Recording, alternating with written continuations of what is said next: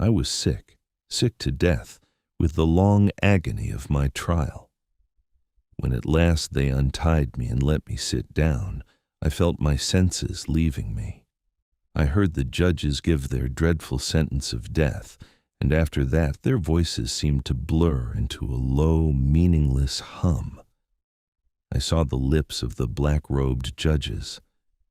They looked white, whiter than the paper I write on now, and thin with the cruelty of their words. I saw the 7 tall candles on the table, which at first seemed like white angels who might save me, but then turned into meaningless shapes. Then a great faintness came over me. The candle flames sank away into nothing. Darkness flooded over everything. All sensation seemed to vanish as I fell down, as if into a deep well, and lost myself completely in unconsciousness and silence. When I slowly came back to my senses, I was filled with terror. For a long while I dared not open my eyes. I feared what I might see around me. At last, gathering my courage, I opened them. My worst fear was true. I was surrounded by the blackness of total darkness. I was in a prison cell, condemned by the Inquisition, and I knew their methods well. I tried to understand where I was. I was lying on my back on a cold, hard floor. I reached out my hands and felt the damp, hard ground. For many minutes I lay still, afraid to move. Then, carefully, I began to explore. I wondered about the size and shape of my prison. I decided to find out, though I feared that the walls of a tomb might be closing me in. I rose slowly to my feet in the thick, choking darkness. I decided to measure my prison. I tore a piece from my robe and placed it against the wall so that I would know my starting point when I came around again. I began to walk along the wall, feeling my way through the darkness. But I was weak, and soon I stumbled and fell and lay still in my exhaustion. When I rose, I continued, counting my steps along the wall. After a while, I reached the cloth again. I worked out that the prison was large, with stone walls all around. Then I decided to cross the floor itself. The ground was slimy and treacherous. I moved forward carefully, but suddenly I tripped on the torn edge of my robe and fell hard, face down. As I lay there, I noticed something terrible. My chin rested on the floor, but my lips and the upper part of my face touched nothing. There was an empty space before me.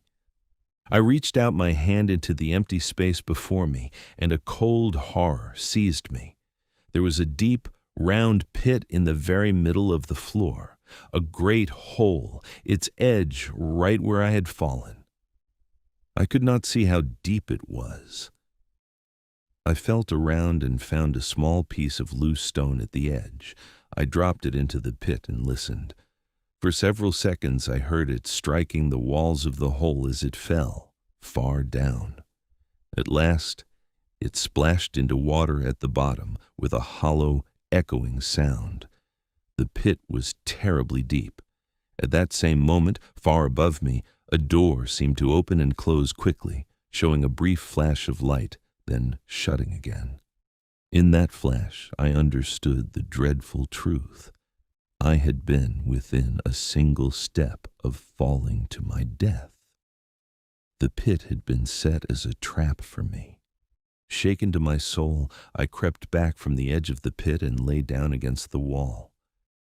I must have fallen asleep or fainted, for when I woke, things had changed. There was now a faint, strange light in the cell, so that I could finally see my prison, and I saw something new and terrible. I was no longer free to move. I was lying on my back upon a low wooden frame, and I was tied down to it with a long strap wound around my body, again and again.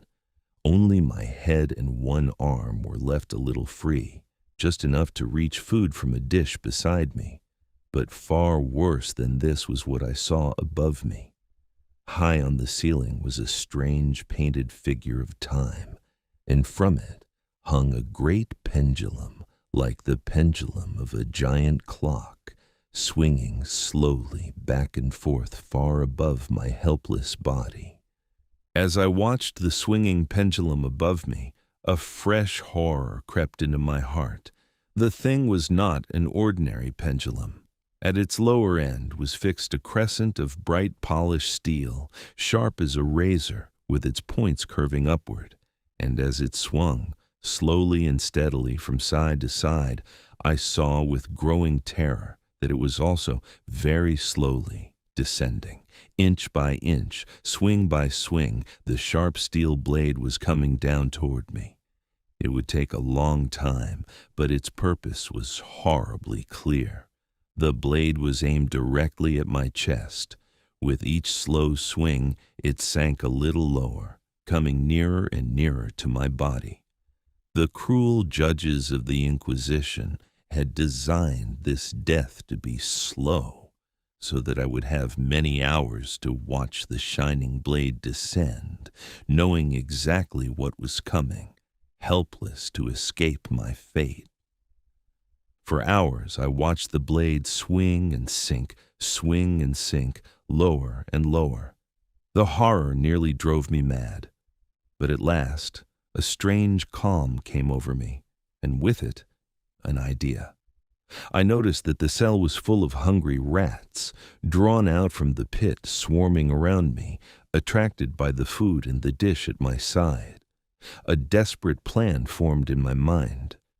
The strap that bound me was a single long band wound around my whole body.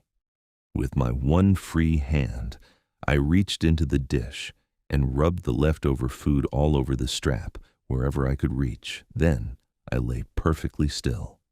At first, the rats were afraid, but soon, growing bold, they swarmed over my body in their hundreds, gnawing hungrily at the food-covered strap with their sharp teeth, biting through the band that held me down to the frame. The blade swung lower and lower. I could feel the rush of air as it passed above me now, terribly close. It had begun to cut into the cloth of my robe. The sharp steel was only seconds from my flesh. But the rats had done their work well. I felt the strap give way, bitten through in many places. With a great effort, I lay still until I was sure it was loose enough. Then, at the very last possible moment, I slid myself carefully sideways, out from under the descending blade, and rolled free of the frame. I was off the wooden bed, beyond the reach of the terrible scythe. For the moment, I was free. The pendulum swung on above the empty frame, cutting only the air. I had escaped the blade by the narrowest margin imaginable. But I was still a prisoner, and my tormentors were watching. The moment I was free of the blade, the swinging pendulum was drawn back up to the ceiling by some hidden mechanism. My unseen jailers had seen everything. They knew I had escaped. At once, a new torture began. I noticed a strange change in the cell. The light grew stronger, coming from a thin gap all around the bottom of the walls. Then I felt heat. The iron walls of my prison were growing hot. The metal began to glow, hotter and hotter, until the whole cell was filled with a burning, choking heat. I understood my enemy's new plan. They meant to drive me, by the unbearable heat, away from the walls and toward the one place left to escape it, the deep pit in the center of the floor. The fiery walls were pushing me, step by step, toward the edge of that bottomless hole. Then came the final horror.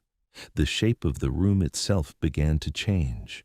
The glowing iron walls were moving, They were closing in, slowly pressing inward, changing the square cell into a narrow diamond shape with the deadly pit at its center. The burning walls drove me backward, away from their fiery heat, forcing me ever closer to the edge of the pit. There was no escape. On one side, the unbearable heat of the closing walls; on the other, the deep, dark hole waiting to swallow me. The space grew smaller and smaller. Soon there would be no floor left to stand on at all. The walls pushed me to the very brink of the pit. I could feel the edge crumbling beneath my feet. I shrank back, but there was nowhere left to go. In another moment I would be forced to fall into the deadly pit below. I stood at the very edge of the pit, the glowing walls pressing against me, about to topple into the darkness below. I closed my eyes and let out a final despairing cry. There was no hope left. The walls gave one last push, and my feet began to slip from the crumbling edge. And then, in that very last second, something extraordinary happened. There was a loud blast of human voices and trumpets. There was a harsh grinding sound as the burning walls suddenly stopped and drew back. A hand reached out and caught my arm as I was falling and pulled me back from the edge of the pit. I had fainted from terror, and now I was saved. The French army, led by General Lassalle, had captured the city. The dreadful prison of the Inquisition had fallen into the hands of its enemies, and I was rescued at the last possible instant from a terrible death.